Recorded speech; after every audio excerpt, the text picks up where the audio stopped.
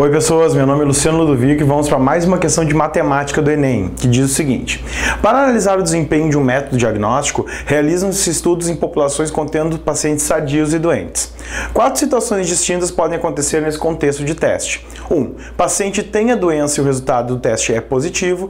Paciente tem a doença e o resultado do teste é negativo. Paciente não tem a doença e o resultado do teste é positivo. E paciente não tem a doença e o resultado do teste é negativo. Isso depois a tabela vai nos dizer exatamente vai fazer exatamente essa classificação. Então ele diz assim: o índice de desempenho para avaliação de um teste é a sensibilidade definida como a probabilidade do resultado do teste ser positivo se o paciente estiver com a doença. Isso é bem importante para a questão. Ele diz assim: o quadro então refere-se a um teste diagnóstico para a doença A aplicado em uma amostra composta por 200 indivíduos, tá? E aí mostra a tabela e pergunta o seguinte: conforme o quadro do teste proposto, qual é a sensibilidade dele é de... Então, o que a gente vai ter que analisar aqui?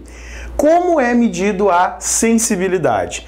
E aqui nesse parágrafo está explicado isso. Ele diz: o índice de desempenho para avaliação de um teste diagnóstico é a sensibilidade, definida como a probabilidade do resultado ser positivo se o paciente estiver com a doença.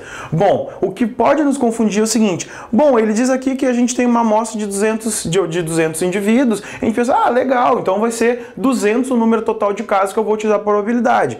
Mas não, ele faz uma restrição no nosso espaço amostral para definir essa sensibilidade, que é a probabilidade do teste ser positivo se unicamente o paciente estiver com a doença. Então, qual é o nosso espaço amostral? Vai ser os pacientes em que a doença está presente.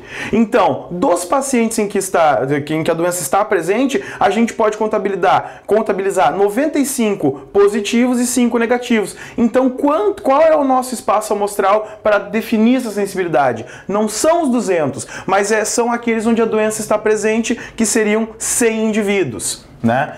E ele fala o seguinte: quais são os casos favoráveis? A sensibilidade definida como a probabilidade do resultado ser positivo se ele estiver com a doença. Então, quantos desses que têm a doença apresentam um resultado positivo? 95. Então, a gente tem o quê? Uma probabilidade de 95 em 100, o que vai definir que essa sensibilidade para esse teste vai ser de 95%. Então tomem cuidado, porque em muitas questões do Enem pode aparecer essa questão de restrição de espaço amostral. Então é bom a gente estar bem atento ao enunciado. Então 95% é a resposta letra E.